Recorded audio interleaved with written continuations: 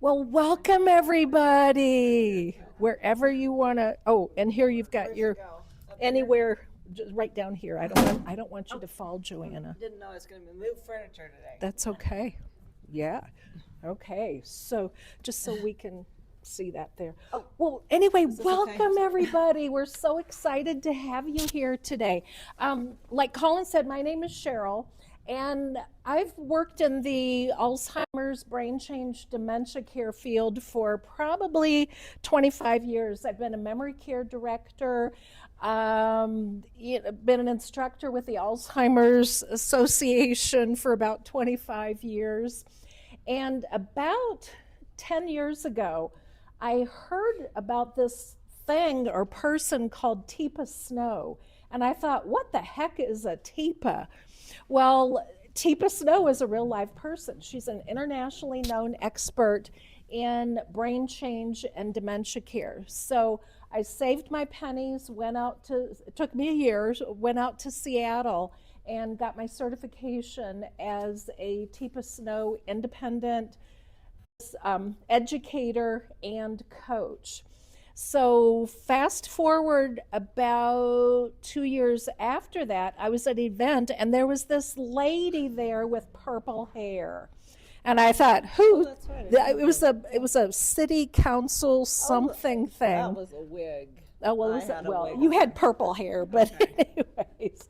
And there was this lady there, Joanna. And I thought, oh my gosh. And we met and we have been best friends ever since then. We've had some adventures together. We've been camping together. And Joanna, what was it? I think it was 2 years ago. Joanna was a participant in the Mrs. Colorado, 3 years ago because we're 2026. Yeah. She was a participant, contestant, whatever the right word, delegate whatever, for the Mrs. Colorado pageant. And she came in fourth. And I got to be one of her support people. And I'm a mountain woman. I mean, I'm used to jeans and boots and flannel shirts. And this was such a foo-foo event. It was high energy. Oh my gosh. And Joanna came in fourth. So anyway, Joanna and I have been just best buds forever. And it's just, we're so excited to have her here today. So here's what we're going to do today. For about half an hour-ish, Joanna and Forrest, her handsome hubby over there, who's quite the fisherman,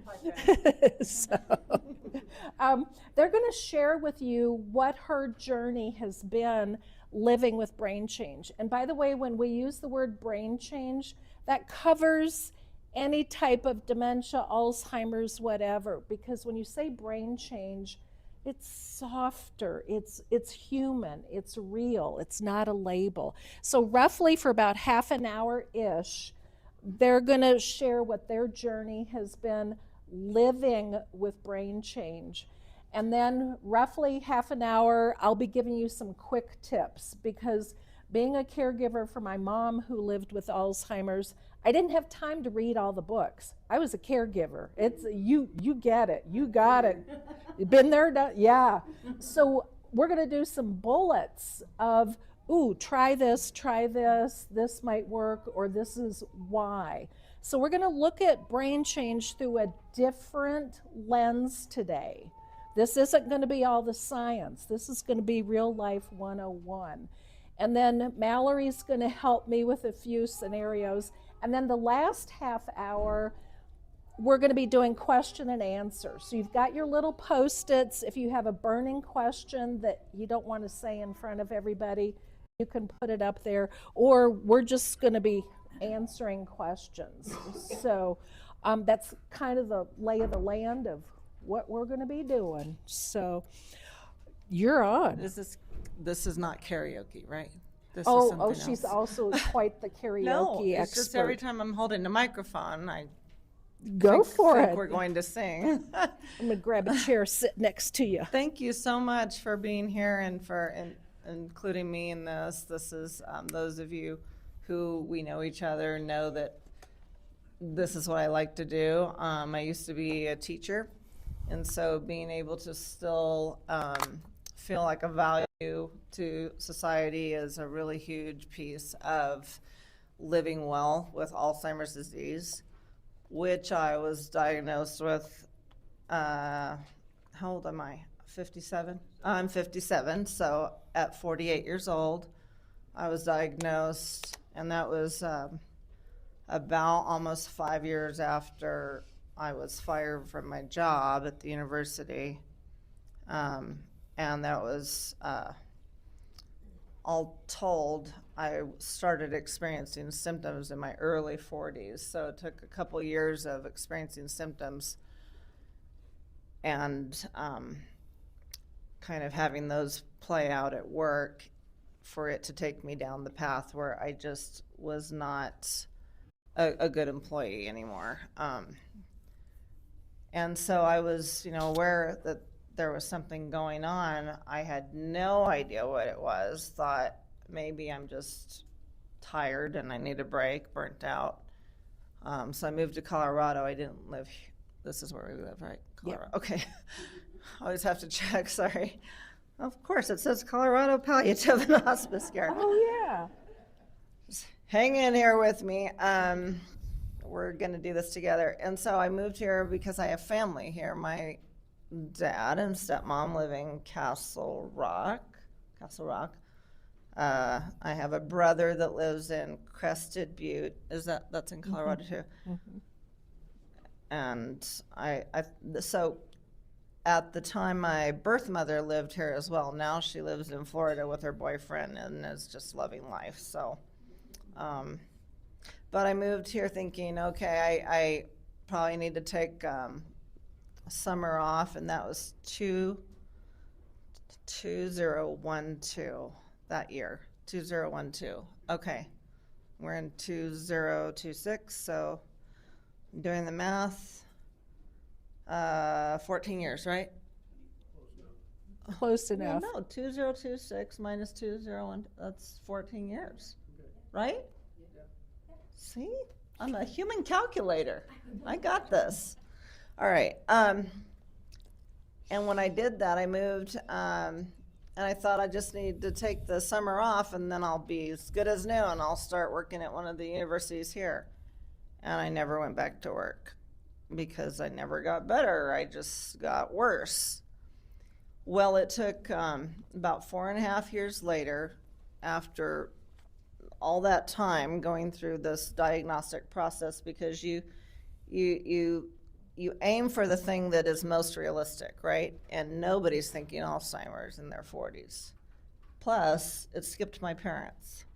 My mom and dad are in perfect health. It does run in both sides of my family. It did not skip my aunts and uncles and grandparents, but it did skip my parents.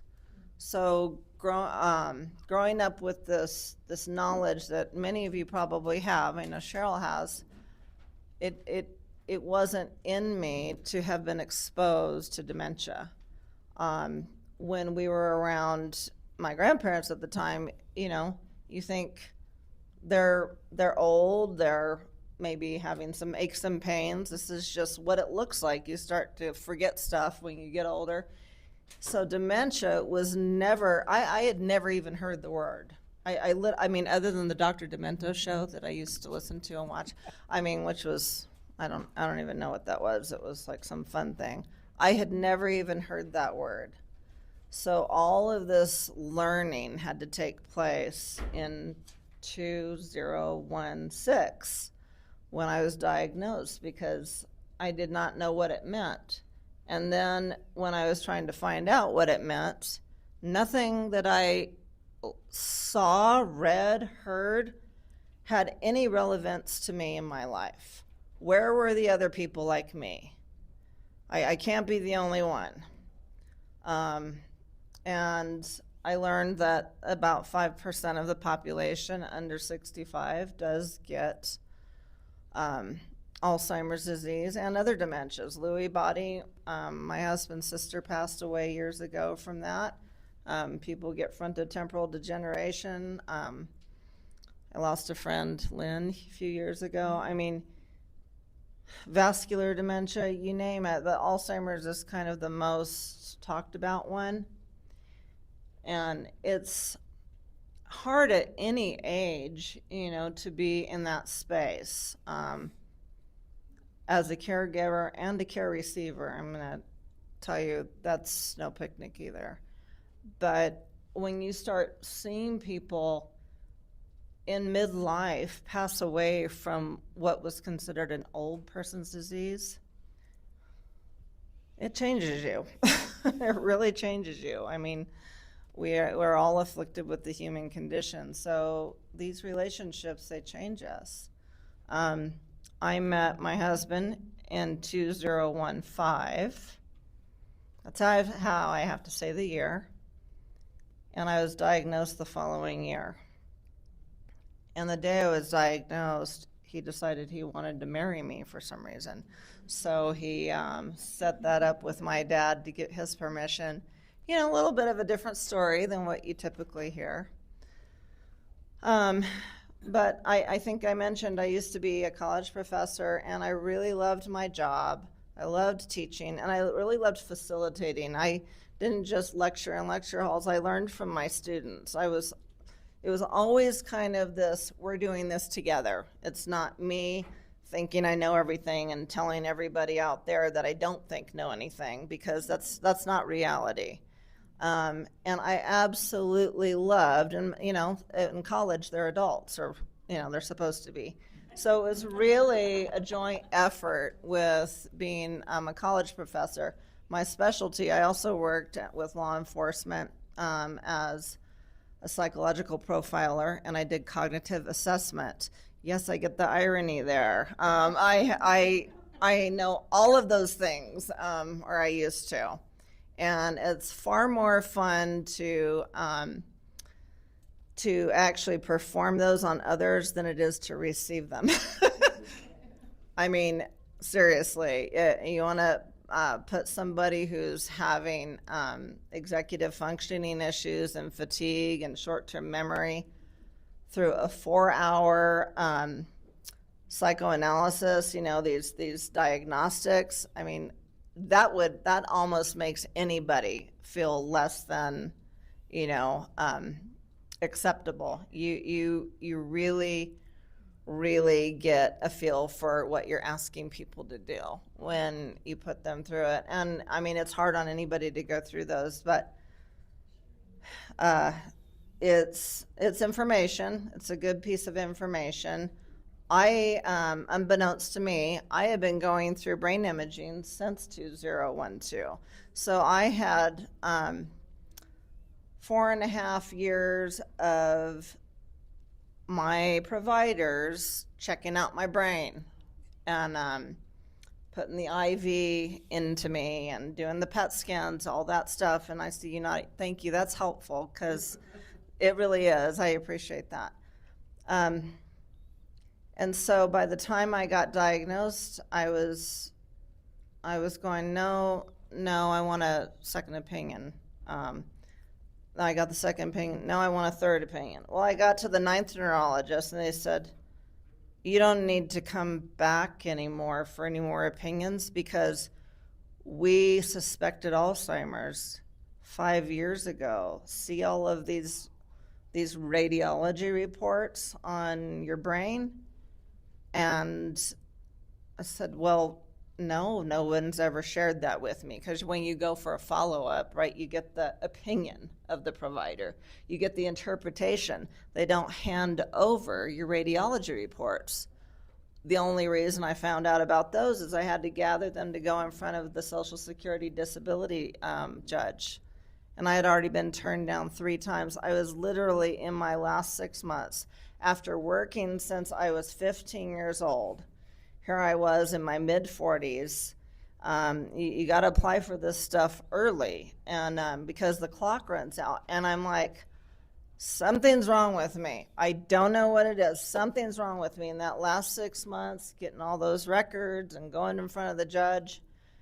And when you make the Social Security judge cry, you kind of know what your decision is going to be. So we moved on from there and started getting the support we needed, because we went from 2 doctor incomes overnight to 0. My husband's a chiropractor, used to be, but after me starting 4 fires a year in the kitchen that first year we were married, it was time for him to retire. So here we were both now going, how do we move through our life now? What's next?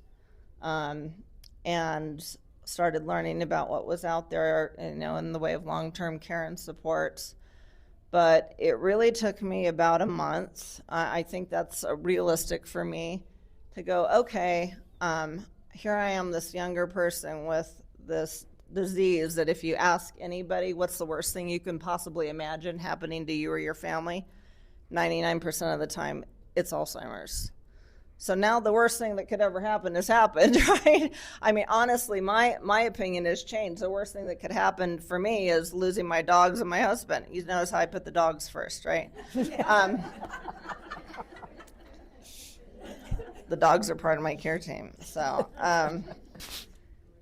so your opinion and the way you're going to be in the world changes. And I was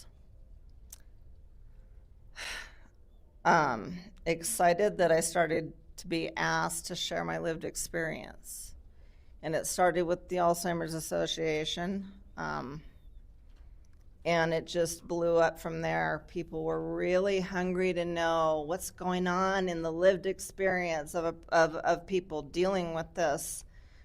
There's going to be a time where I'm not going to be able to demonstrate what's going on and communicate that. And I know a lot of you have been around your loved one or your person where maybe there's a day where they can, but maybe you're just pulling your hair out because you have no idea. It's this huge mystery and you don't have the decoder ring.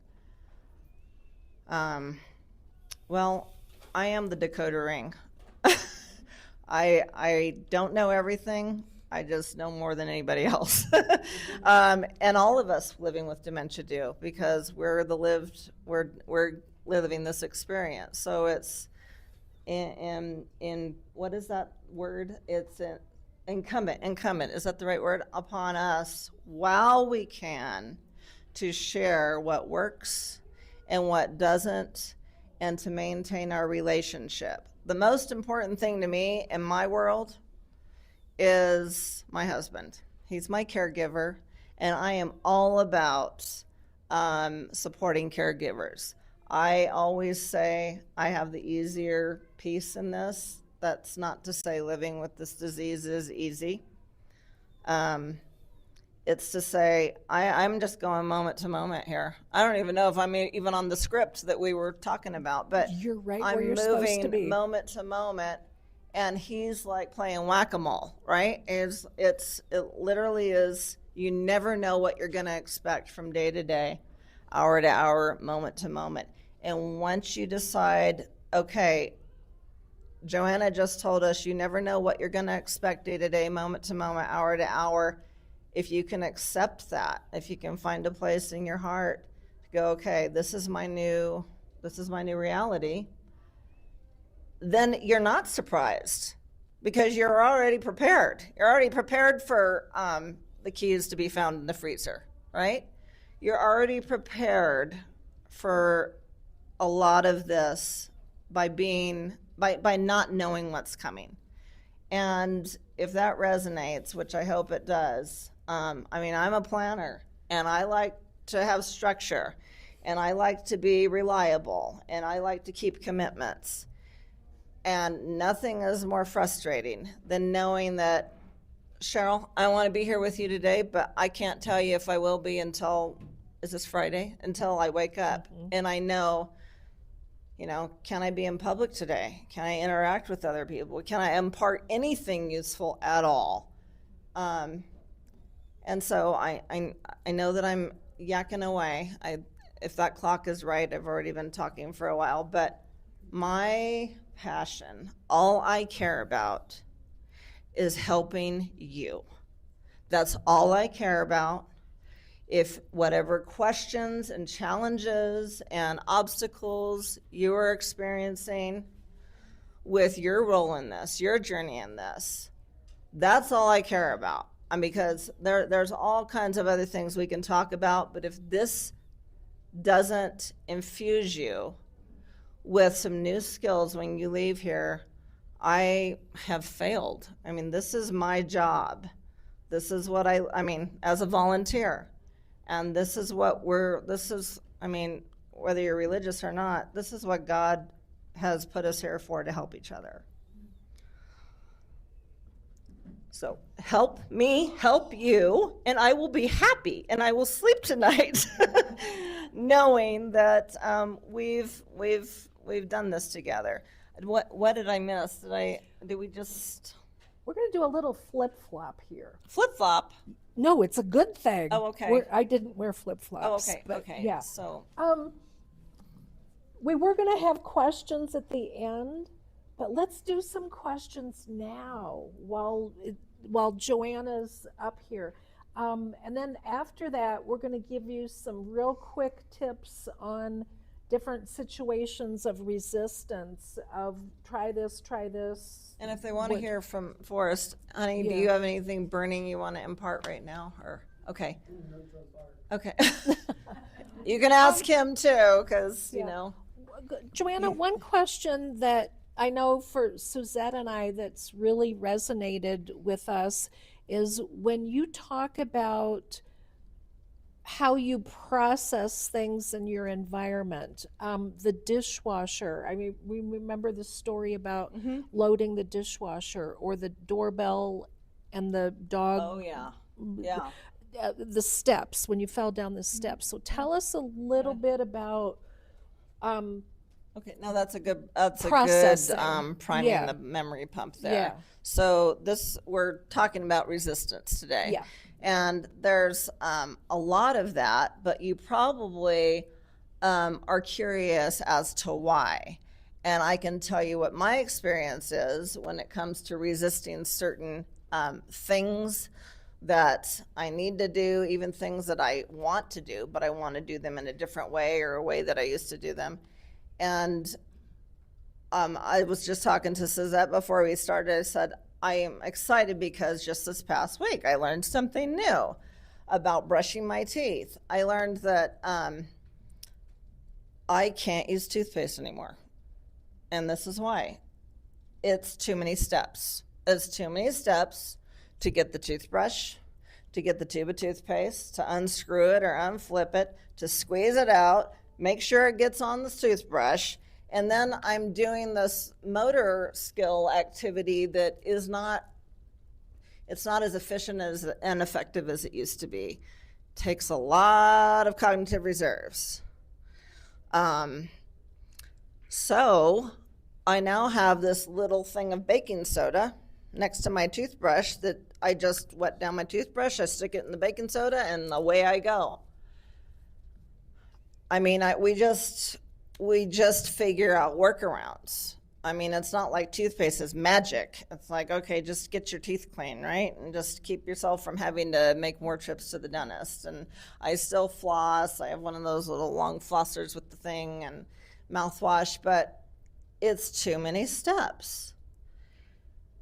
And it was this aha moment. I said, and even on a good day, you wake up and, the first thing I want to do after making the bed is brush my teeth. And it's too many steps. And so when things are too complex and there's too many steps, I'm resisting them.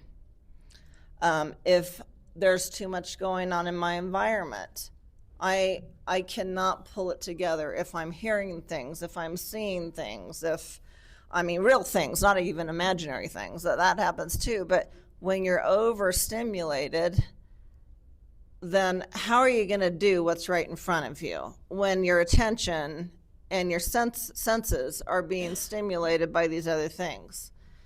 So we, another thing, and then let me know if I'm derailed. We just decided to make the dining room table our game table. And we had some home modifications done last year because in order for me to stay safe and stay in my home, we had to have that done. But we didn't have a kitchen island before that. Now we do. We have a kitchen island with 2 like countertop stools. So we sit next to each other.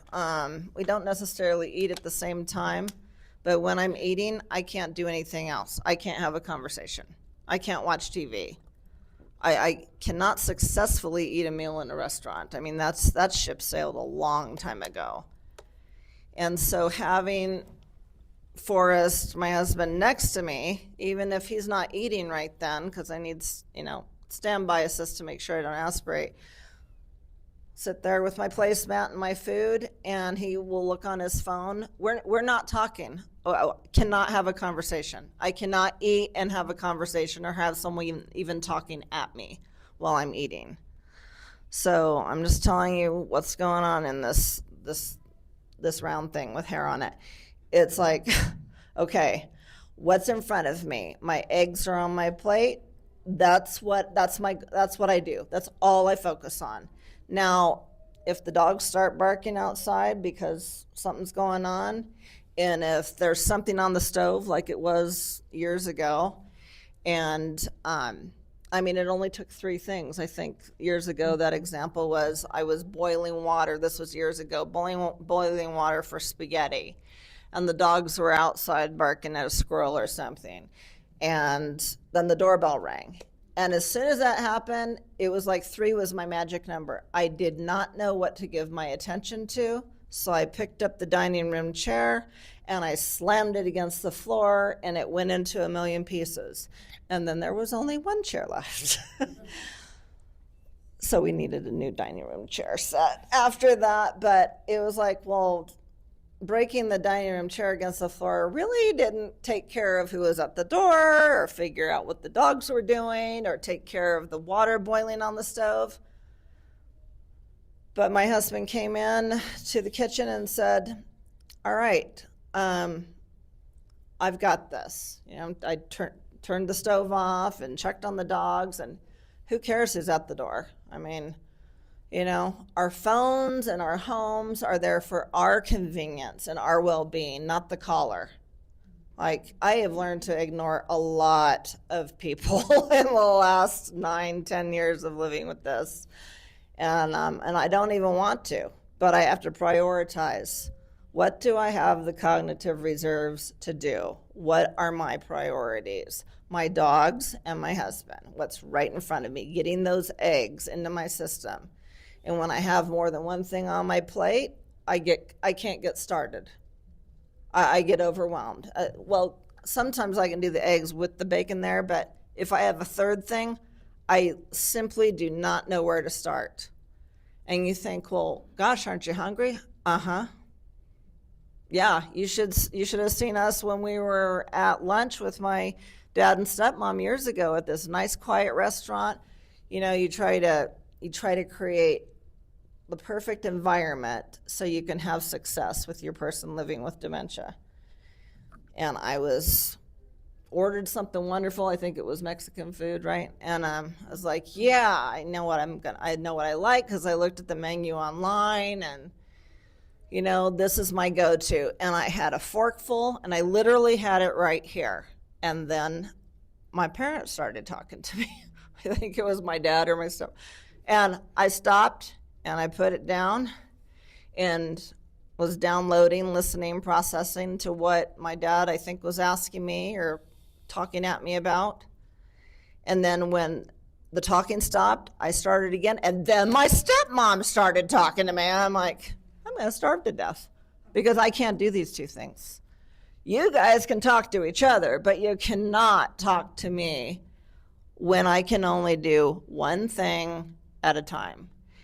And so my dad finally got it. I think I said, oh, I see that you don't eat if we're talking to you. So I'm just going to talk to Forrest. And by then, I know this just sounds volatile and explosive and outrageous, but I'm just telling you what's going on in here. By then I was like, I give up. I'm hungry, but I'm also mentally exhausted from the conversation, from the environment of the restaurant. And my husband said, it's okay, honey, we'll just take it home. And man, I ate that sucker on the way home. There was nothing left when we got home. I was like, you know. And so it's a strange experience, but this is what's going on, is no more multitasking. No more moving through at a clippity-clip at a fast pace. No more compound conversations and questions. And I mean, people are going to be people. They're going to go to their go-to and what's comfortable to them and do what they've always done. But they will get it if they really want to get it. And I have people, you know, I was in an interview yesterday, and the group, the three ladies said, so how can we support you during this interview before we hit record? And I said, you ask me one thing at a time.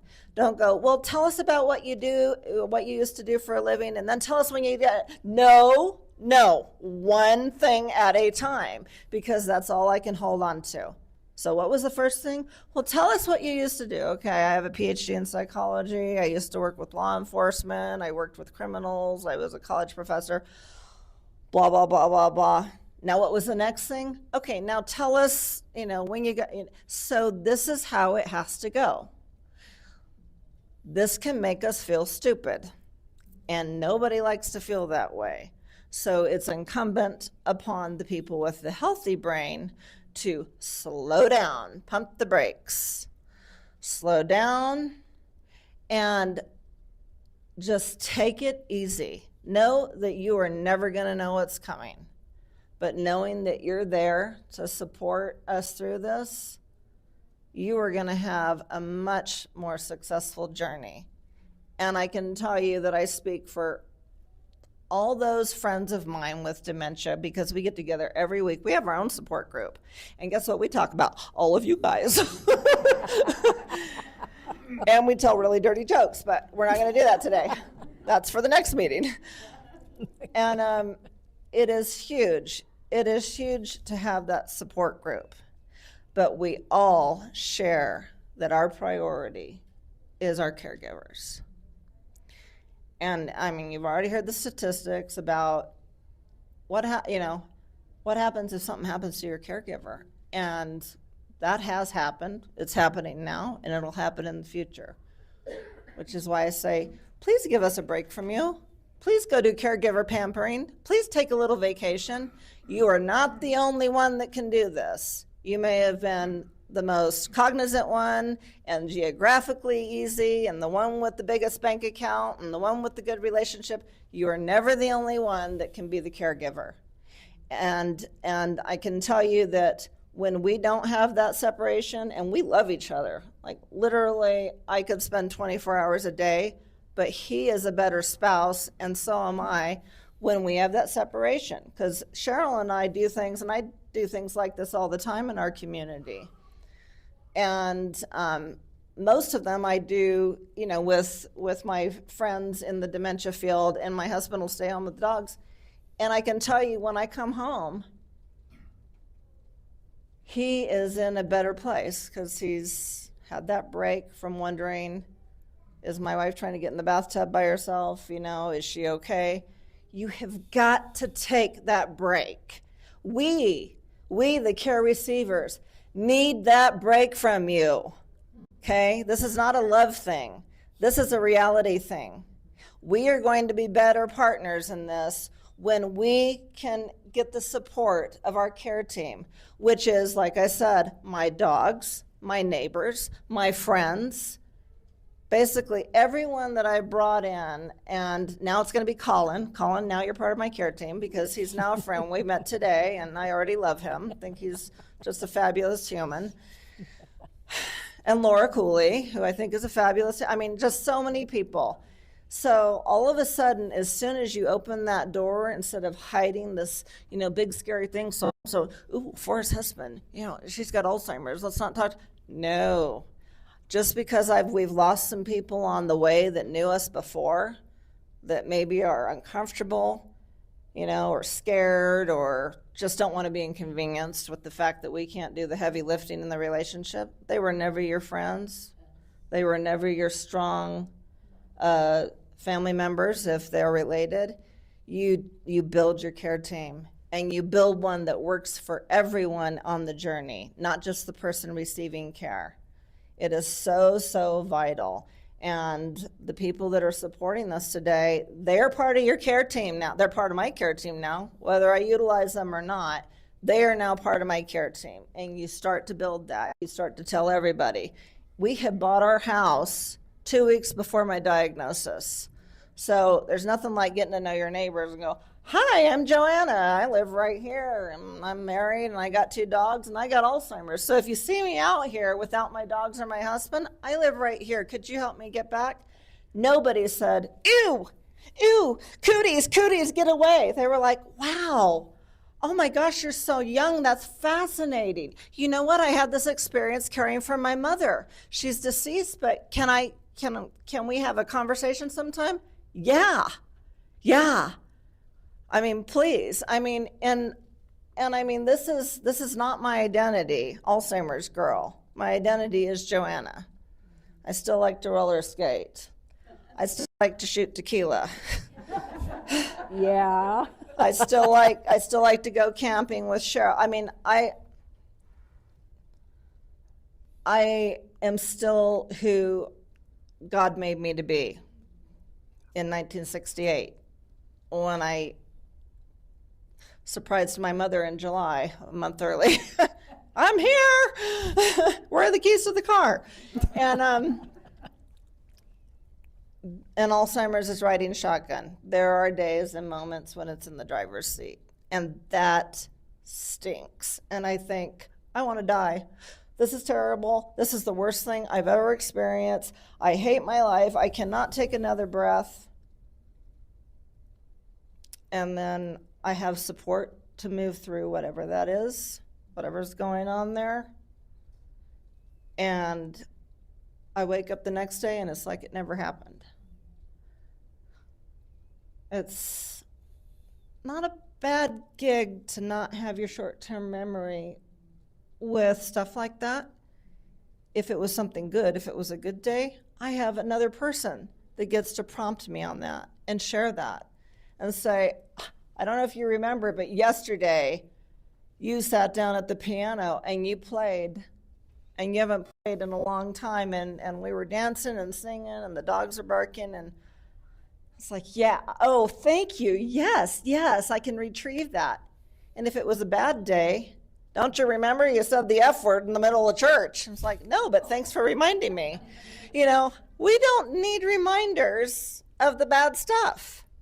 What we do need is support, all of us. Again, my priority is you, the caregiver.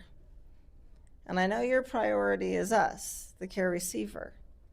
But we're in this together. My life's not more important than yours. It never has been and it never will be. We're in this together. We are partners. And see, now I feel like I'm the teacher again. You're probably going, well, she doesn't look like she's got Alzheimer's. It'll take me a few days to recover from this, being with you, even though it feels amazing. This is using reserves, and I'll have to recover. And Forrest will tell me, you were amongst friends. You helped a lot of people, or there were a lot of questions, and you got to see Sheryl and Suzette and everybody else. And that's going to be a really good memory.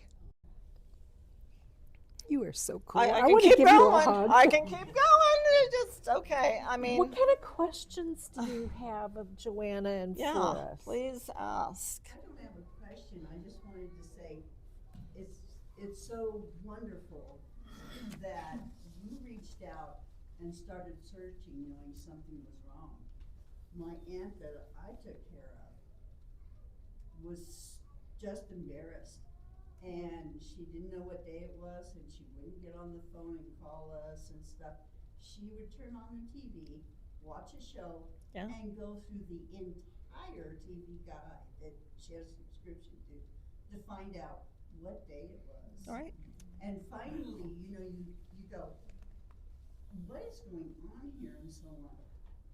But until she walked out, she lived at 519 North Swope, which is near the Olympics Training Center. She lived there with my grandmother, took care of my grandmother until she passed away. There's no other dementia in our family, but she was so closed off taking care of my grandmother that everything just escaped and turned gray. And back then, in order to get her, of course she had insurance and so on, but they weren't recognizing Alzheimer's. They recognized dementia, but not Alzheimer's. So there was this tussle of what they put out on paper that she could even get covered by insurance and stuff. But it was such a long haul. This is back in the early 80s. Maybe the last, like 79, so on. The frustration for us to get her taken care of, just get insurance to pay for a test or a doctor or whatever. If it was written down wrong, it had to be dementia, not Alzheimer's, but we knew it was Alzheimer's. But, and then her embarrassment about the whole thing. So I really admire that from your background, you went, there's something wrong and I want to be tested. I want to know. There was just embarrassment. I did not, I appreciate you sharing that. And I was not in a position to help my providers consider dementia because I didn't know it ran in my family. I didn't know that they were talking about this behind the scenes. I didn't know that they had all, talked to people all over the country because we got this 40-something year old and she's missing her parietal and temporal lobes. Like she's got the brain of someone twice her age. And doctors are in Right. denial that at your age, that could be a possibility. They fight with that. Well, now I tell them what to do. I mean, we educate medical students. How do people know if you don't tell them, right? But no, thank you for that. And see, doctors were held on such a high podium, you never questioned them. So with my aunt, trying to get a doctor to do what you needed was like challenging God. Well, in their defense, no one knows what that was, how frustrating that was, unless you've been through it as a person that is experiencing it and caring for someone. But when I went back years ago and reached out to one of my first radiologists, and he is now the CEO of one of the hospitals in Denver, and because I have my reports in front of me, and he was just salt of the earth, one of the very few, and said, I didn't want you to not be able to get insurance, and I didn't want you to not be employable, and I am sorry that I could not have given you better support to move forward. And that was just 14 years ago, okay? And so when you don't have the support that you have paid for, when you're in the doctor's office with your loved one, or you are experiencing, and I tell people this all the time, you stand up, you walk through the door, and you go find another provider, and you keep going. You keep going until you get the support you need. I'm not saying you go waiting for the person who knows everything. We're all learning together. Nobody knows everything. But when you're paying for that medical opinion and you're not able to work together with that provider, and if whatever it is, maybe you're like me and it's like, she's wearing white shoes after Labor Day. I hate her. I'm never going to this lady again. I literally did that. That happened. I was like, if she cannot figure out you don't wear white shoes after Labor Day, she should not be able to practice medicine. Yeah. It's like, yeah, there's something wrong with me, but I'm not wearing white shoes after Labor Day, so bite me. No, whatever it is, if you're not getting what you need, do not be afraid, because time is not on your side with dementia, okay? Every Literally every day counts. Not to scare you, literally every day counts. Young lady, I'm sorry, I saw your hand. How did this first start manifesting itself when you were still working? Such a great question, thank you. So my issues early on were not memory. Is that a note that I'm in trouble? Oh, no, just repeat her question for the live stream. This young lady asked what types of early onset symptoms was I having when I was still at work. And it was not memory issue. It was extreme, debilitating fatigue, like you would never suspect that a nap can't take care of, a good night's sleep, a vacation, all the vitamin infusions in the whole world. That last semester working at the university, I would go to sleep in my clothes that I was going to wear the next day because I didn't have the cognitive reserves to get dressed in the morning. That was how dire it was.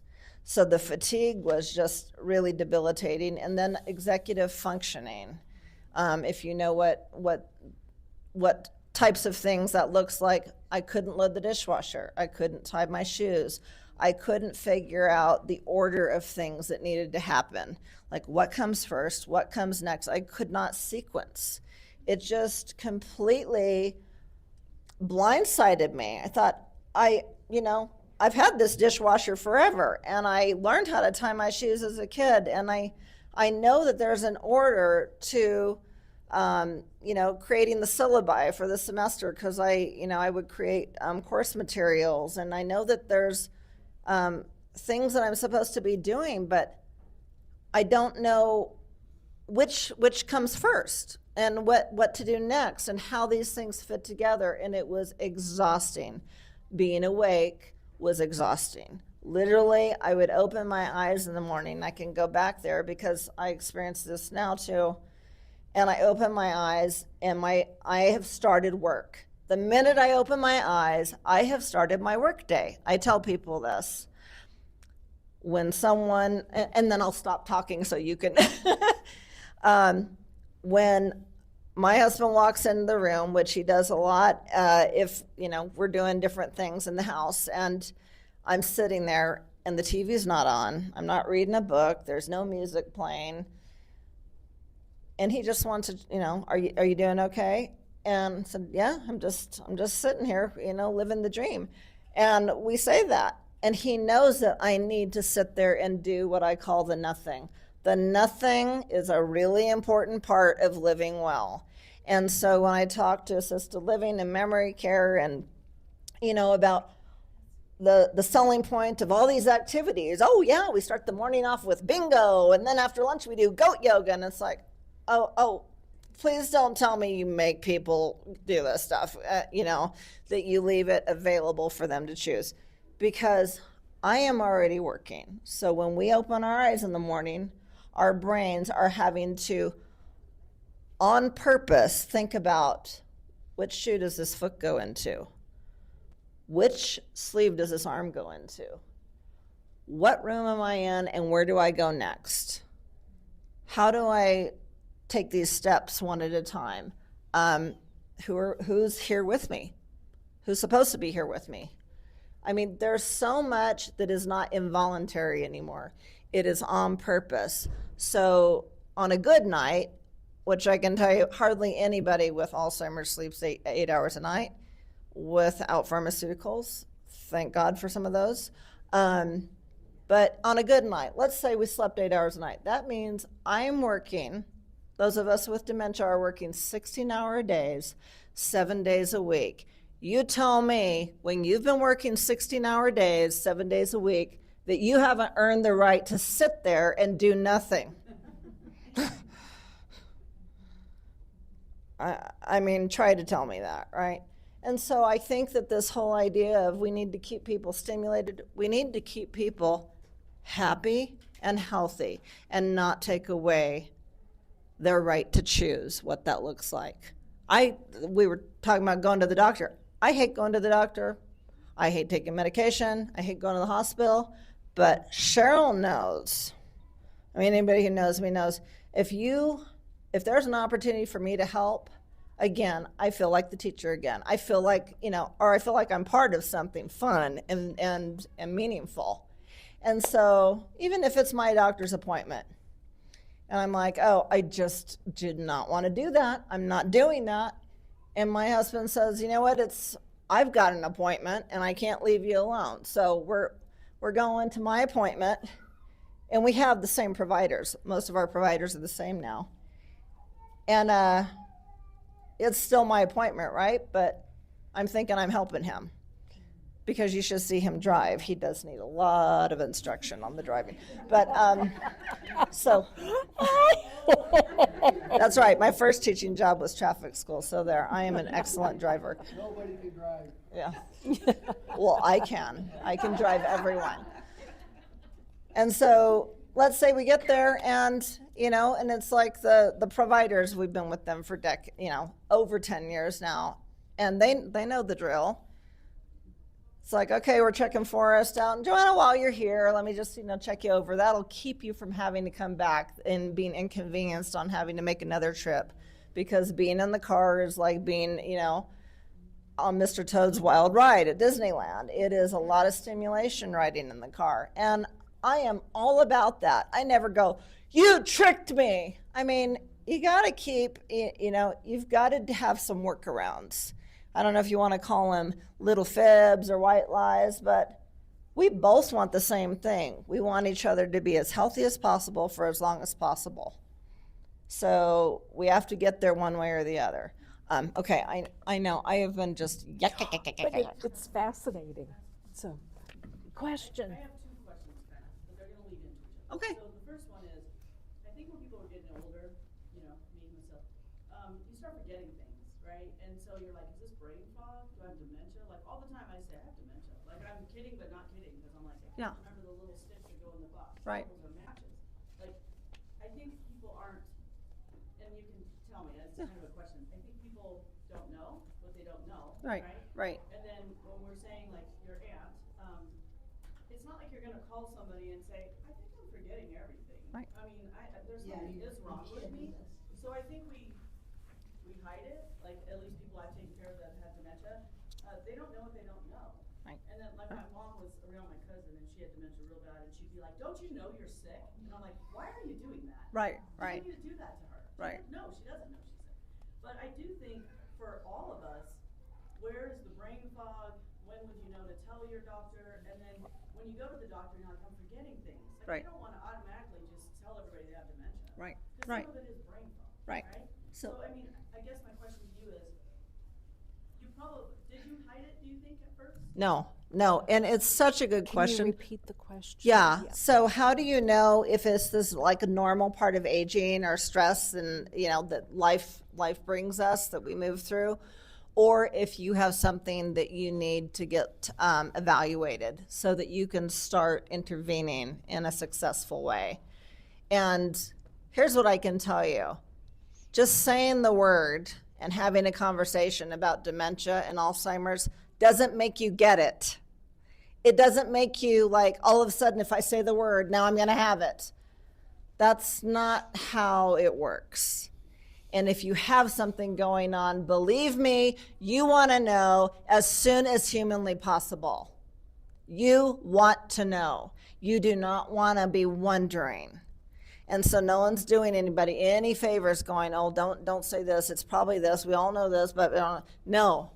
If you're having word finding issues, if these are things that even on your most recuperative day, is that the right word? Recuperative? Mm-hmm. Okay. Yeah. You are having challenges with word finding, with names, with sequencing, with there's so many symptoms. Bless you. Start investigating.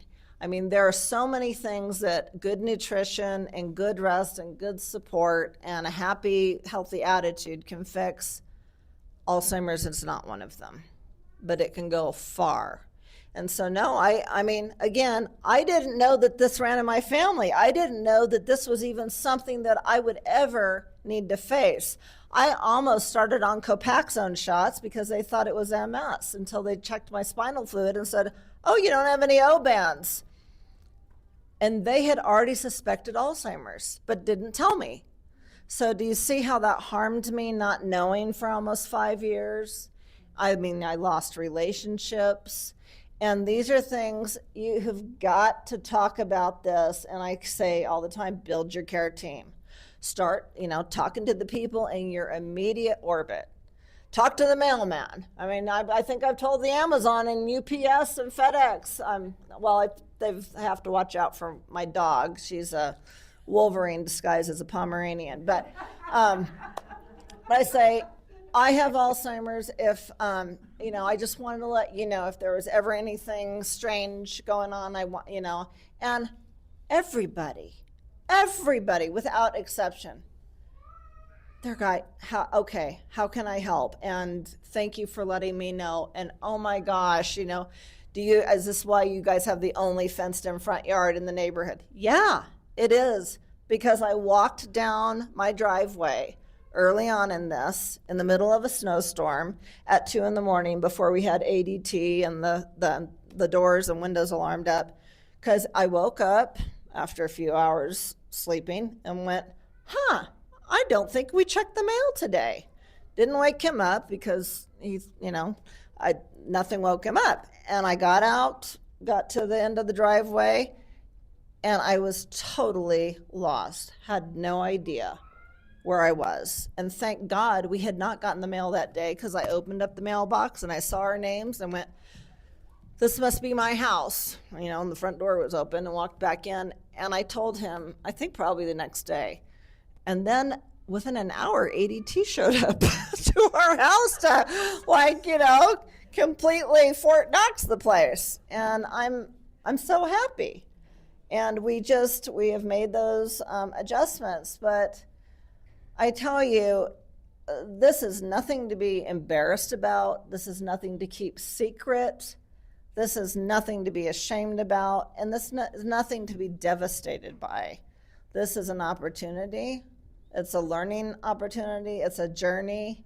It can be what you make it. I'm hoping that this helps you make it successful and happy, because I know how to die from this. I wanted to know how to live with it.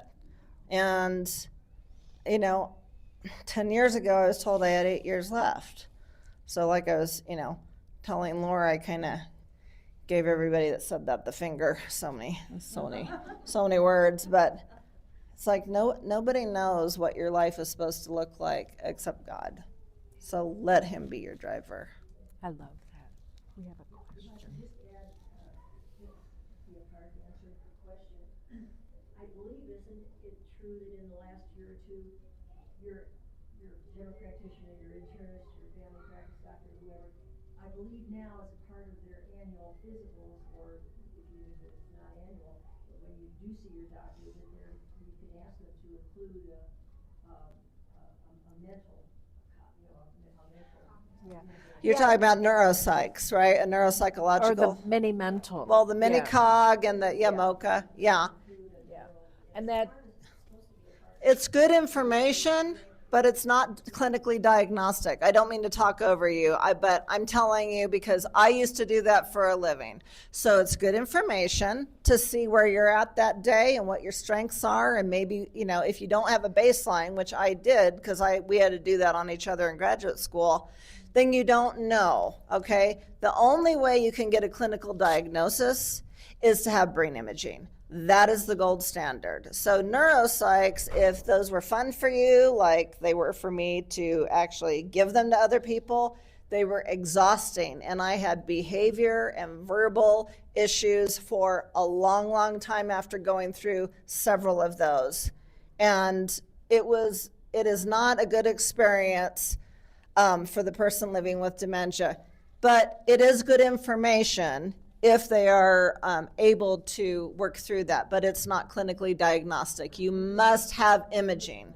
You must have imaging. That I am pushing for in an annual wellness exam for people who are experiencing symptoms. Get the imaging. Well, MOCAs are used, right, on social work. Yeah, MOCAs are used in the mini cogs. But we're doing it for baseline, so that Right. somebody was already diagnosed. Right. And they want me to know a score, so I do the MOCA. And Yep. then I get a score. Yep. Then you know later when you do it again, Right. Their news stories, but they do get very mad, and the tests are like, hey, put the arms on the clock, and then they put them over here. no They do stop. all- Right, and when I was asked to do that, and I still am, I write a digital clock just to be snarky, because, but if I'm having a bad day, do you think I'm going to perform very well on one of those? And if I'm having a good day, do you think there's going to be anything you can glean from that on my progression? There really isn't. Well, I think the tests are also pretty hard. Yeah. And so, like, a person that doesn't have anything going on, you give them this book, and you're like, Let's I'm not sure they'd be able take to it a answer different that if direction. they had nothing Right, going on. right. The tests, they're kind of, Right, if you didn't have dementia before the test, it might have given it to you, right? Okay. Okay, so that kind of leads us in, because I want to be cognizant of everybody's time today. That kind of leads us into triggers. What are the triggers that cause that? The MOCA and the mini mental and all that. I've been teaching 25 years with Alzheimer's, and I flunked my mini mental on my doctor's exam. So for me, that was a trigger. So let's kind of talk about some of the triggers that cause resistance. That's Now- a great, yeah. Okay, MOCA is the name of a test. It's just a test, yeah. Yeah, but what I really want, because I know that a lot of you are here because you want to learn about resistance. What do I do when my person living with brain change resists and push back? So here's what I want you to do first. Your other hand here. Okay, so when somebody resists you, whether it's in your daily life or it's your person living with brain change, we have an agenda. You were talking about going to the doctor, how you don't like going to the doctor. Right. So that was Forrest's agenda. His agenda was, let's get Joanna to the doctor. So my agenda is going to the doctor. So put your hand up and push at me. Push really hard. Well, I'm not a southpaw, that's my left Oh, hand. that's not your dominant. But It's not my here's resistant hand. what was happening here. My agenda, I was trying to push onto Joanna. Joanna, we got to go to the doctor. Oh, Joanna, come on, we got to go to the doctor. That's my agenda. But when Joanna was pushing back at me, her beingness was, well, I don't like the doctor. They give me those stupid tests. They do the clock test and they make me do all this stuff, and we're pushing at each other. So who's the winner there? You have to be water around the rock, and that's what he did. Yes, absolutely. He's Lot of just water. yeah. Forrest is just amazing. But he's learned these workarounds. So let's talk a little bit about some of the triggers. You had a question? Workarounds, triggers, that kind of stuff. My husband, he was a loadmaster in C-119s years and years ago. And the prop wash where he sat, nearly every single loadmaster that finished 6 years in the military came out deaf as a doornail because of the prop wash. He is supposed to have hearing aids, but we got some new set of hearing aids. He won't wear them. They're too big. Okay. First off, he wanted a teeny tiny, and the doctor, she said, there's no way you're gonna have the teeny tiny ones anymore, your hearing is now even worse. Okay, so here's the question. I'm having to try to he's gotta wear them 6 hours consecutively each day to train the brain. Okay, He so has here's Alzheimer's for a fact. here's her question. How in the heck am I getting, he was refusing to do Yeah. it. Okay, so her question on resistance is, my husband won't wear his hearing aids. He's got hearing loss in addition to the brain change, the dementia, but he won't wear the hearing aids. So any thoughts that you want to I share? have thoughts, I don't know if I should say them. Well, no, say, that's Of what we're course here I have for. thoughts, Yeah. because this is such a great question, and it's a long, it goes in with the, I can't get them to eat, I can't get them to take their meds. So And one that I hear more than anything else is, I can't get my loved one to admit they have dementia. And that's going to change what? And when I hear that from a psychology standpoint, that's a cry for help from the caregiver. And I'm not being critical, but I know you want him to hear you, right? You want him to be able to At least enjoy the here. the volume of the radio and Right. television down so you don't have to stand out in the Right. street. You want that for him, don't you? You want that for him. And me. Right. For me. And right, you want that for him. No, I got it. Do you see the disconnect between we project onto others what we remember them liking? Okay, I'm a music person. I want to hear music, so I'm probably going to be really motivated when it's time for me to have hearing aids, to put my hearing aids in. My husband is not going to get me to put those in unless I'm darn good and ready, unless it's something that I feel is a priority for me, my happiness, my well-being. Do you see that there's a total disconnect between what you want, which is totally valid, and what he considers a priority? I think A I've total worked a way- disconnect. I think I've worked a way around it. Yeah. Okay. Well, then you've got to work around it. I saw a hand back here with, but without being critical, I hope that was received the way I meant it. It was to piggyback on the hearing aid, if your husband is military, it could be his tinnitus, being aggravated. My husband has tinnitus from the military as well, and it's just a simple tweak on the hearing aid. That's if you can get the VA to recognize him. Okay, well, I have gone that route and I'm still being the prawn. The VA has not realized they have prawn out on their butt. yes, ma'am. I just I'm wanted to gonna bring that jump up because and, tinnitus Okay. because we only can have be a 15 minutes definite, left. Trigger for the Alzheimer's, dementia. I think that's why they're ignoring me. And it can be something that can be associated to that as well. Yeah. Do you want to? I'll I've get got some my- more information from you in a minute. Yeah. Okay, so here's what we've got, like 15, or how long do we have? At least 15. Okay, yeah, we've got about 15 minutes left. What I'd really like to do is, because you thought you were coming to get resistance, and oh my gosh, Joanna gave us so much information of what's happening within a person living with brain change. And I hope you got a lot of those connections there. But I want to share with you two things. What we just talked about. Okay, I want to show you some of your handouts because I knew we would. What do I do now? Do I You stay stay here? right here. Okay. Do Oh, I- speaking of which, okay, so Joanna just did something brilliant that I know about her. Oops, I did it wrong. I stood behind you. Okay. But did you see that? She had to turn around and she couldn't process me, but I moved around so she could see me. I know that about Joanna, and I know that about people living with brain change, that if she can see me, it's a safety thing. But how often do we as family care partners, I'll be back here, hey, Joanna, come on, it's time to go to lunch. And here I'm doing something and, she can't see me. Joanna, come on, let's go to lunch. Joanna, come on, let's go. She doesn't know where that sound, that noise is coming from, but if she can see me.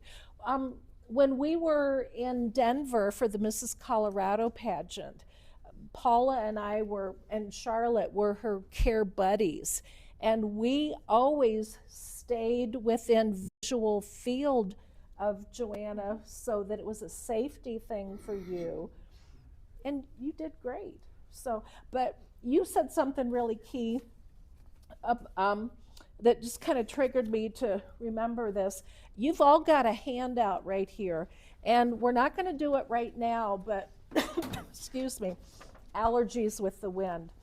But this is so important. Tina, for your staff, for in-services, this is just amazing. Okay, so your paper is folded in half, and I want you to do this when you get home. One side says what I want others to know about me, who I am, what I like, what gives me comfort. So as an example, for me personally, what I like to see the mountains and openness. I like to hear, I love to hear babies giggle. I just think that is the coolest sound. Things to feel and touch, soft, fuzzy. I wear a lot of fleece because I just like that. So this is about me.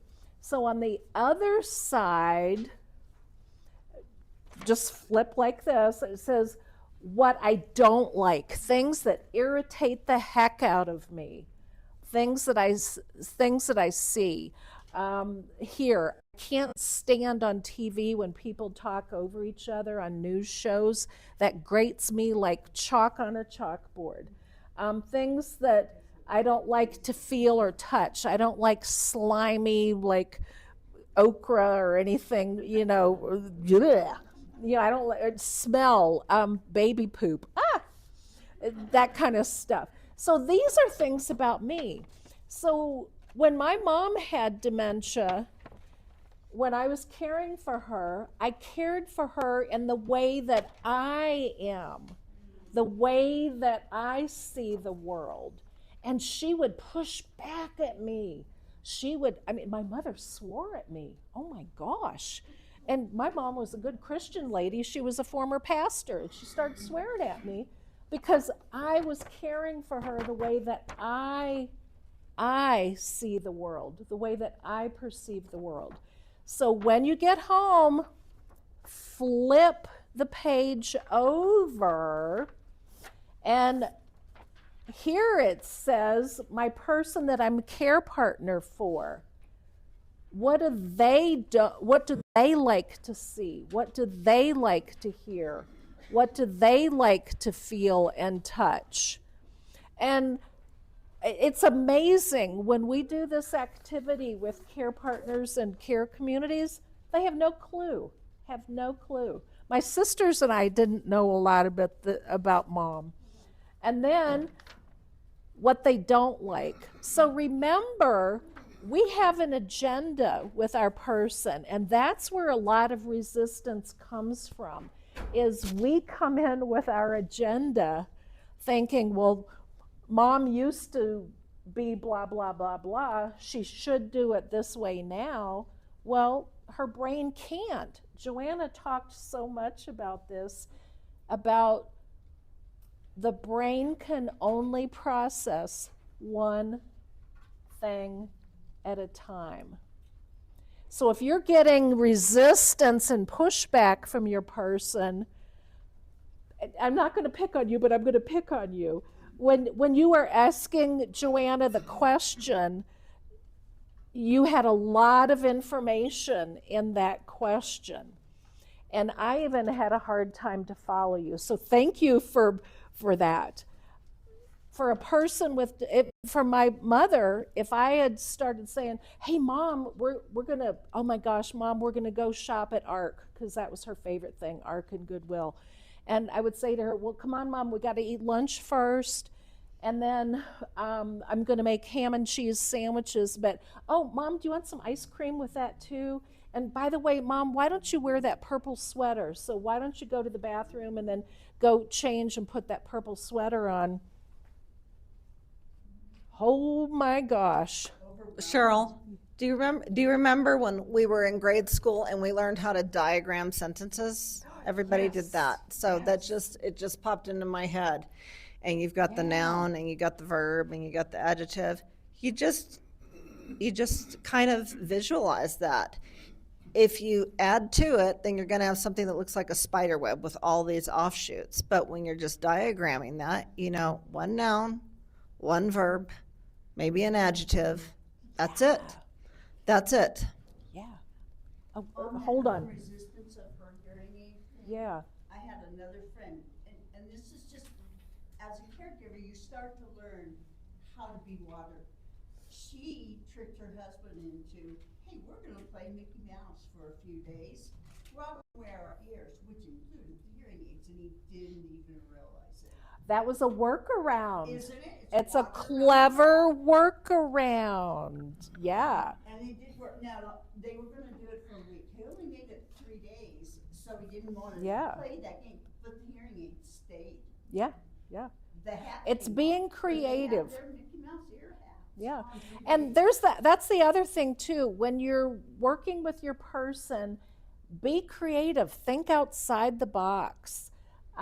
It doesn't have to look a certain way. And also know that it may work one time. Whatever you try, it might work today, but tomorrow it may not. Cheryl, So, I don't mean to interrupt, but you're supposed but to. I really have to use You're the ladies' supposed to. room in a minute. Okay. And now that's on the web. Great. Okay. That's why I'm doing this. But when we talked about resistance earlier, about earlier yesterday. Yeah. Okay. Your And- email that you sent. Okay. us. Yeah. And it was resistance to eating, resistance to medication. We talked about the resistance to doctor's appointments. But then I think I emailed Colin a joke and maybe some other stuff. But here's what I hung on to. And this is to make your life easier and our life. Is this an emergency? This is what I want you to download right now. You can write it down, or I guess it's being recorded. When you're concerned about someone, yeah, you want them to eat. Yeah, you want them to have their needs met. Yes, you want them to be healthy and safe. Ask yourself, when you're getting that pushback, is this an emergency?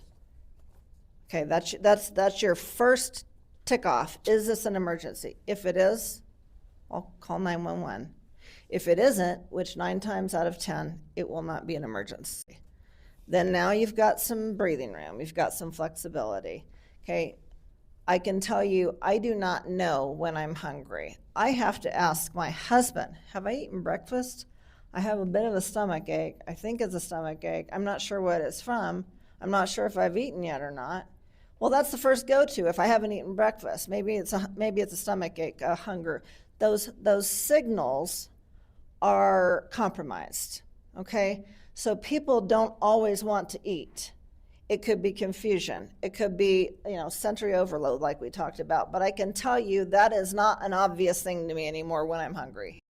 And sometimes I eat when I'm not hungry because I don't know. I mean, it really is a team effort, whether I've eaten or not, and making sure that I'm getting what I need to feel good. With pills, taking medication, there are a lot of side effects. Honey, do I get all the side effects known to man with everything I take? That's all you get. Yeah, all I get is, I still have a prescription medication and I take supplements, but I am the side effect girl. I get all the side effects. I can tell you that because I'm still verbal. When I'm not, and you try to give me something that I know I've had a history of side effects, well, we're going to have a problem. We're about to have a problem.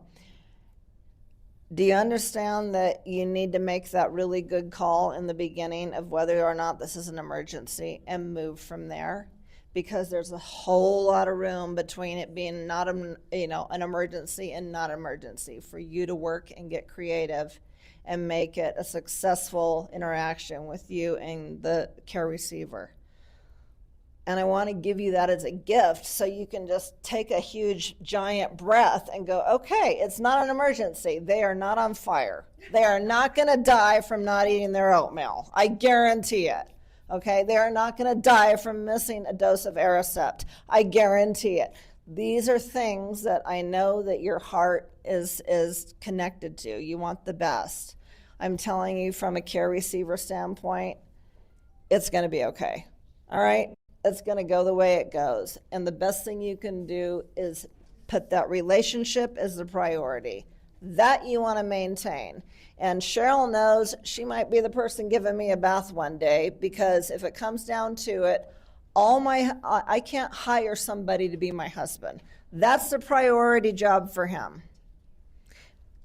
And if that's all he does is be my husband and somebody else, some other stranger or somebody comes in, Suzette comes in to help me get dressed and help me make my breakfast, maybe I would wish that it was just me and my husband and we could have that space that we had together for so long in our marriage.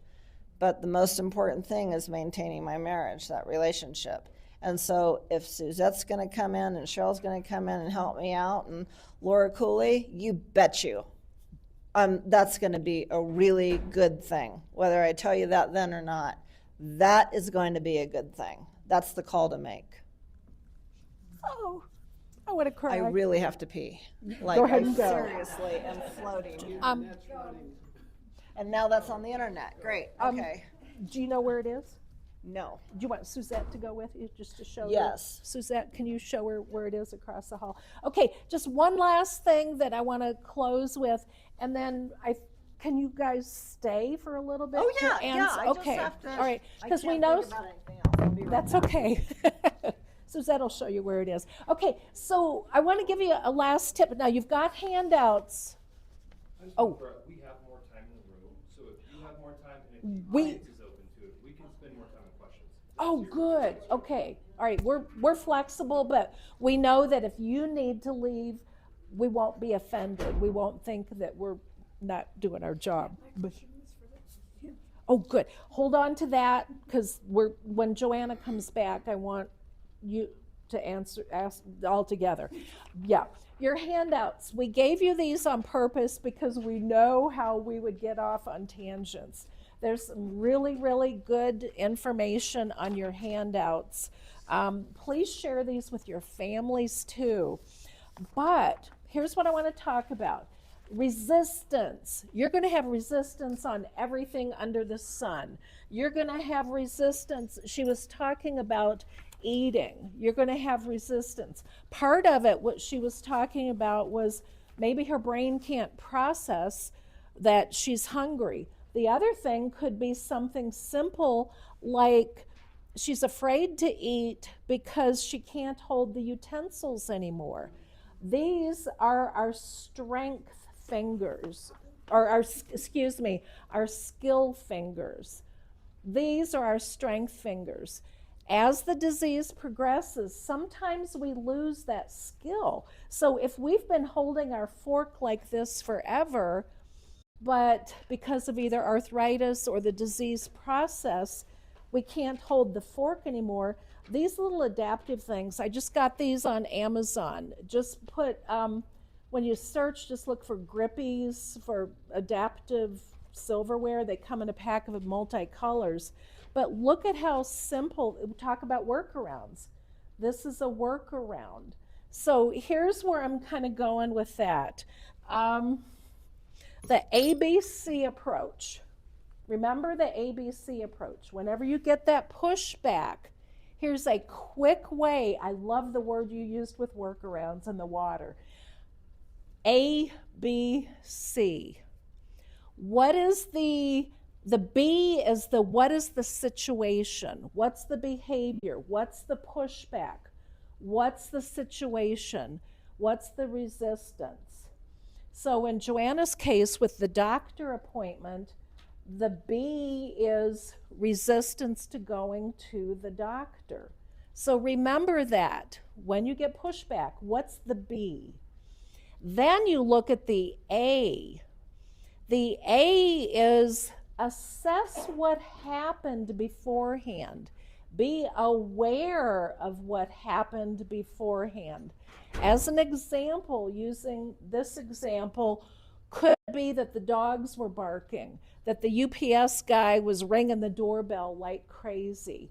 Could it have been the TV was too loud?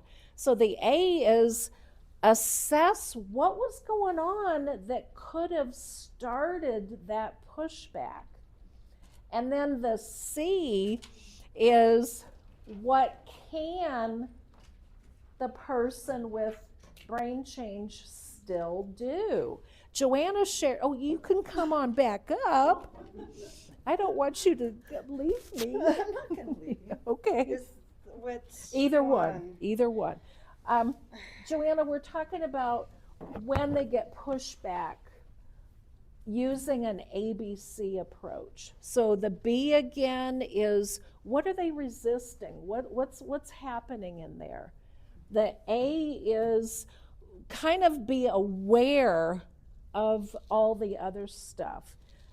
Was the doorbell ringing at the same time the dog was barking and the timer was going off on the oven? And It's like an electrical panel. I'm jumping in. yeah, So, no, go for it. you know how when, I'm just saying this, you know when you get an extension cord and you plug in the hair dryer and the lawnmower and, and all of a sudden you don't have any electricity because something blows, right?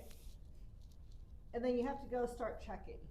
You have to go over to the electrical box and go, is it this, is it this, Yep. is it this? Of course, I've never done that, but, and that's kind of how I'm thinking about what could be going on. Why is this resistance happening? Is there sound? Is the TV on? Is there music? Is there something going on there? Are there things visually moving? I mean, this happens in the car all the time. Are there things going on in that environment? Is it smells? I am a big person on smells, and I can tell you, there was a period of time, I know everything tasted like fish and gasoline. I was like, okay, I don't like eating either one of those things, but everything tasted like fish and gasoline. That was before COVID, and then it got worse after I had it. But when you smell something, and that's information to your brain, and if it smells like smoke, that's hardwired in us to flee, right? Get to safety if you smell smoke. Well, I used to love incense and candles, and I can't do that anymore. I can't do that anymore. There are things that, again, one thing takes up 100% of your attention when you have dementia. 100%. Then you invite new people in. Is there a new person in your environment? Somebody just decided to stop by? Oh, no, you don't. You don't just stop by. Okay, no surprises. You have to kind of, coordinate that a little bit. But you have to start going to that electrical panel and going, is it this, is it this, is it this? What shut off my electricity? What made my person decide, this is not gonna work? I don't care that you just ordered my favorite pizza from Marco's, pepperoni magnifico, which is my favorite pizza from Marco's. Guess we know what you're Here having it for is, dinner. and I'm hungry because now that, now one of our dogs is barking at the delivery man, and now I'm completely focused on that, and I wanna eat. It might take me 10 or 20 minutes. I may need to revisit in an hour. I don't know. I don't know how long it's gonna be to recover, but you have to go through the electrical panel, and if you can do that, you're going to find out what needs to be taken out in order for you to not have that resistance. What needs to be subtracted from that environment. I mean, with eating, there's all kinds of obvious things that could be mouth sores. There are things that we just talked about with a swallowing issue and an aspiration video we just did a couple days ago. It's like, I don't always know if what I've got in my mouth, is that a chewing food? Is that just a swallowing food? Is that a vitamin? Have you ever crunched down on a multivitamin thinking, yeah, there you go. Oh, so you have. So sometimes when you're eating hard food and you have dementia, you don't know, you know what it is going in. As soon as it's in there, you're thinking, this may not taste the same.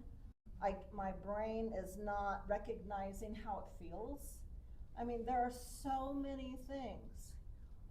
What you need to know is to check the electrical panel, and is this an emergency? Yep. No, it isn't. It's not an emergency. And check the electrical panel. Is it this, is it this, is it this? Perfect. And that's the C part of the, hold that thought for just a second. So that's the I missed C. the A part. What was The electrical panel. Yeah. The A is assess what on earth is going on. Be the detective. Go to the electrical panel. Figure out what caused that pushback. What could it be? And then the C is exactly what you just said, is what can we change? What can we change? Can I calm my voice down? Good grief, I've done this work forever. And with my mother, when she was doing the pushback and when she was just she was having behaviors all over the place, I would yell at my mom. Oh my God, that was my mom. You don't yell at anybody. I know, but I did, because well, did you hear my voice? Yeah. Yeah. So what can I do? I can calm my voice down. I can realize this is not an emergency. Nobody's going to die from this. And what is it going to matter in 5 years if mom doesn't wear the blue sweater that I want her to wear? Or what does it matter? We went to the doctor once. Oh my gosh. Remember that TV show where the blonde lady had the bright blue eyeshadow and she wore the blingy stuff? I'm showing my, oh no, not Wonder Woman. No. Anyway, Drew Carey show, I think it was. Yeah. But anyways, yeah, my mother used to dress like that. And we would go out in public. And we, no, like the lady. But we went to the doctor's office once, and mom had all this layers of bling and bright blue eyeshadow, and my sisters and I were mortified. But then we realized, what can we do? I could change my attitude. Who cares if mom, she did her own makeup. She got herself dressed. The situation. The A is assess what was going on. Go to that electrical panel and look at all the options of, well, what caused this person to push back at me? And the C is, what can I do to change whatever? And what can the person living with brain change still do? So anyway, you had a question, comment, whatever, and then open it up. Amazing things that I have learned coming to these classes and living with my mom who has dementia. I don't have to be right. Yeah. Yeah. It does not matter. It does not matter. Good for you. Good I don't have to be right. And thank you. Yeah. In 5 minutes, it's not going to matter, and in 5 years, it's certainly not going to matter. Yes. You got it. So as you're assessing and you're looking at the behaviors and you come to that change thing, remembering that you don't have to be right because it doesn't make any difference in the big picture. Yeah. It's a huge part of pushback. Oh my gosh, I love that. And what you're doing is you're putting the priority on the relationship, like Joanna was talking about. The relationship is the primary thing. Who cares? When you said I love B, that. When was she talking about A, B, and C when I was in the bathroom? Is that what? Okay. And that's on the internet too. Okay. Well, when you just said bee, I thought about like a flying bee because I'm allergic to them. And so now when we go camping and I see a bee, and apparently there's more than one and they're out there, I'm like, there's a bee. Here's what she does, which, let's move inside. She doesn't go, oh, we ignore the bee, Joanna, the bee's not gonna help. Just leave it alone, it'll leave. She doesn't do that. Or no, that wasn't a bee, that was just a fly. She doesn't do that. She doesn't start into the logic and trying to argue that bees are fine. They're not, once in a rare blue moon are you gonna get somebody.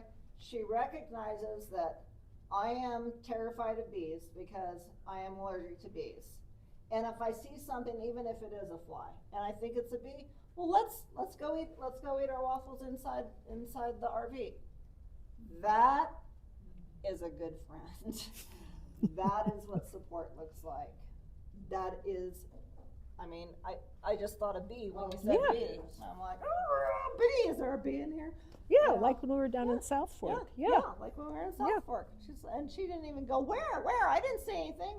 We just went inside. Let's move inside. It's a workaround. It's a workaround. It's a workaround. Yeah, it's a workaround. Yep. So, Thank you for that, by the way. hey, And I think the bee followed us inside, so I was think like it a did. whole different thing. because we're eating ice cream or, or Yeah, we were something eating sweet. something, and I then forget what we it came was. in, and, Yeah, you know, yeah. So, we figured it out. so what kind of do you have any more questions? If not, we'll hang out, and if you have specific individual questions that you want to ask Forrest and Joanna, oh, you had I'm sorry, I was on, going to honey. come back to you. You're up. Yeah. This is a caregiver kind of a thing. I noticed some major changes in my husband decades ago. Yeah. And every time I brought it up to the family, Yeah. it's you, Mom. It's you, Mom. You're just getting old, Mom. You're just getting old. I'm now going to be 80. This has been going on since I was in my early 60s that I spotted stuff happening. And I don't know your family situation, if you have children or grandchildren and that kind of Dogs. stuff. We have dogs. Dogs. Furry children. Well, they're good because they don't talk back. That They is a try selling to, point. but the translation gets lost there. But my kids, my son lives with us. He's my backup caregiver. My husband falls or something, there's no way I'm picking him up. My son can scoop him up. My daughter lives in California.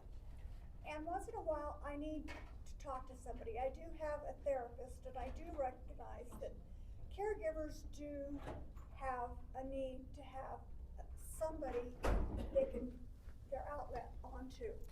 And so that's great, but I don't wanna call him all the time because insurance gets involved in that, so. Yeah. Family. I'm still having a problem now that he has been recognized as Alzheimer's. He actually is the second patient in the Springs to be on lithium, and I do see some changes of improvement, or at least slowing down the progression. When I mention things that are going on that I maybe need some support or backup from them for me to help with him, they don't want to give it. They consider, Mom, and if I forget something because I'm exhausted or I haven't drank anything that day, physical things that will affect your mental capacity that can be corrected quickly if you get whatever you need. If they would, for backup, and it's like I'm getting the pushback from people that should be within the circle. Okay, so is your question, The pushback isn't always with the patient. The pushback can be within the ring. okay, so what is your question for Forrest about? Well, I was asking Forrest, he says they just got dogs. The question now is going out to the rest of the world. Okay. How do they handle their inner circle if that inner circle wants to push back? Can I Like the interject? family, Yeah. other family relations. Again, you are going to see different pieces of personalities come out on this dementia journey. You don't have the ability to waste. You have got to have those reserves.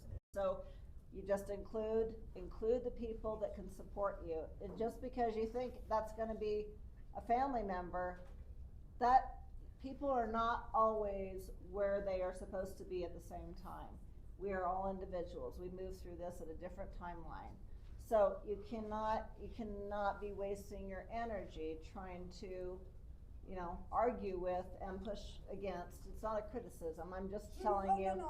There are so many other people, and the people in this room and the people that are sponsoring this, those are the people that you start to build your care team from. Okay? Yeah. Yeah, just don't even think about what's not working. You need to think about, okay, how do I get the support that I know that I need and the care receiver needs? And you've got so many places to go for that. Yeah, I'm Okay. Yeah. learning a bunch of places I never knew to Yeah. do before. Yeah. Yeah. And partly because I had the therapist, he will feel out and find, call call these people, Barb, Yeah. call these people, see what you think, Yeah. and go from there. Well, okay, so on that note, we're almost out of time. So thank you, everybody, for being here, for your input, for your questions. Please visit our support teams in the back. And Yeah, when we start, we got to do this. Can I borrow this for a second? Everybody has one of these. They're for your dirty ears. So what is this? Q-tip. How do you spell Q-tip? Q-tip. Q-T-I-P. Quit taking it personally. So when you get that pushback, quit taking it personally. No, it's the disease. The person's not trying to get back at you. So I know Laura has some closing words, and thank you again for being here, everybody. I want to thank Cheryl and Joanna for being here. It's been so valuable. It's so important for you to hear it from the perspective of the person that's receiving care. And if you take one thing away from this, no, you got to care for yourself first, right? It's crucial. You're not going to be any good if you're completely exhausted, frazzled, you don't have the tools and resources you need. I do want to take one moment and tease something that we're working on. So Cheryl and I are putting together something on our YouTube program, because resistance to care has been our top, or how to care for people with brain change has been our top subject for our community events for so long. We're putting together some 60-second videos for various things and challenges as a caregiver that you might be facing. And I remember, there's an X number of people in this room, but you've also got people in your orbit who are dealing with being a caregiver of somebody with dementia. So we just want to, tease it early to get the word out. But we're kind of playing with the name, but I think we're going to call it 60 Seconds with Cheryl. So we're going to be doing some vignette training sessions on oral health, on bathing, on getting somebody to a doctor's appointment, on how to redirect when somebody is fixated on something that doesn't exist in the closet. Or there'll be a lot of different subjects. And there'll be snippets, really specific, short things like what we were talking about with adaptive silverware, or colored plates. yeah, or if your person spills food all over, you just get a shirt from Goodwill or out of their closet, cut everything off, and now you've got a bib for your husband, and it looks like a regular shirt. So we're going to do little things like that. So that'll be coming in the coming months. I think we're less than 4 weeks out from doing our first recordings, but love to get feedback from you guys as you stay in touch with us about what are some of those challenges. I know hearing aids has long been a frustration for a lot of caregivers. It also affects the Alzheimer's a bit. Right. I imagine it does, because your social isolation definitely increases when you can't communicate with, it doesn't even have to be a person with dementia, right? There's people who don't have dementia that won't wear their hearing aids, and it just closes your world up, right?